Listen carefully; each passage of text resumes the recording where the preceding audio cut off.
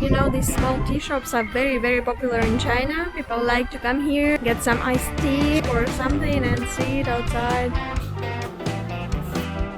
I'm gonna get tea here. I chose this lemon tea and it costs just 11 yuan.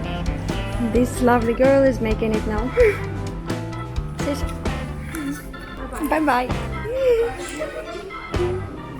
Hi guys, welcome back to Svetlychik Vlog. Today, as I promised you before, we will talk about 5 disadvantages of living in China.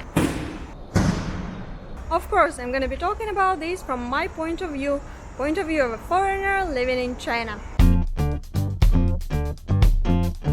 Number 5, getting too much attention. Yes, sometimes foreigners here in China get too much attention, especially in the small cities.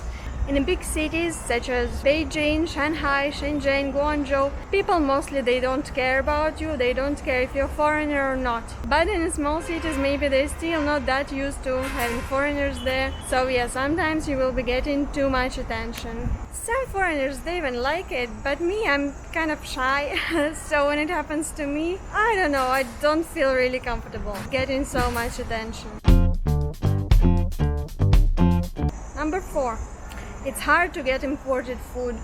I'm not talking about that imported food that you can get in Walmart and these special areas of imported products, no.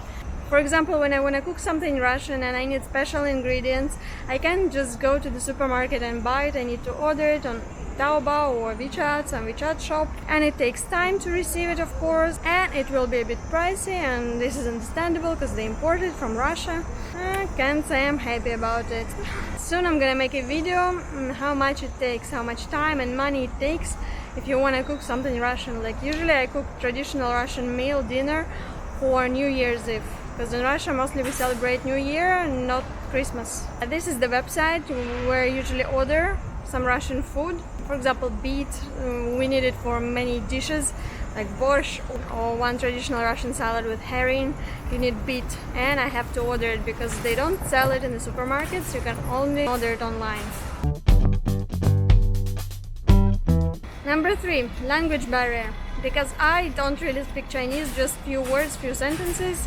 And of course people can say like, why didn't you learn it? It's your problem. And you're right, it's my problem. But I'm talking about my disadvantages of living in China, right? So this one is kind of important. Even though sometimes I say, you don't need Chinese to live in China, but it makes your life way easier, of course, if you speak the language of the country where you live. I tried many times to learn it online, then I realized that it's not for me to learn something online. I have to go and study somewhere. I have to go maybe to some university or some training center where I can study, like really study, do the homework and have the teacher who will correct my pronunciation and everything. And of course, if we're planning to stay in China for more time, I will do it. I will, I promise I will. Number 2, no central heating. And I understand that some people that are not used to central heating, maybe in Europe, I don't know, actually have central heating there or not, for them it's not a problem at all because they're used to it. Me, I'm not.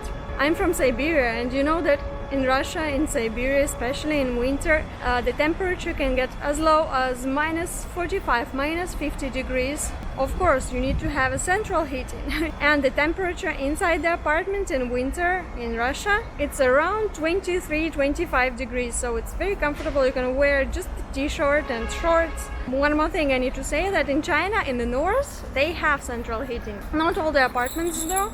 And that was a surprise for me, but still, mostly they have it. Here in the south, they don't. And you can say, oh yeah, why do you need the central heating in the south? Because the temperature doesn't get lower than plus 10, maybe plus 12 degrees.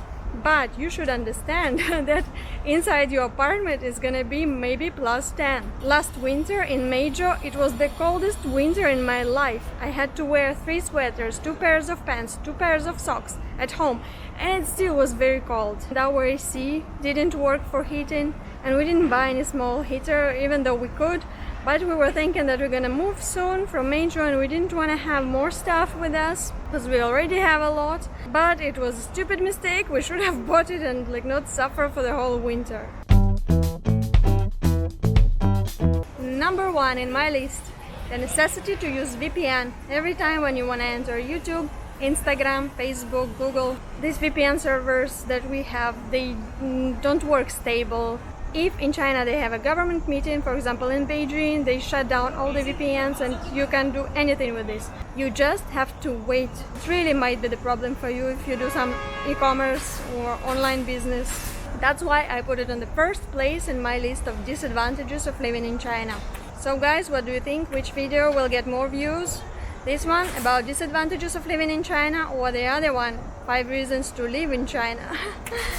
I don't know, let's see, it's gonna be my experiment. Don't forget to like videos, subscribe, share the link, so you know all this stuff, right? Take care, bye bye.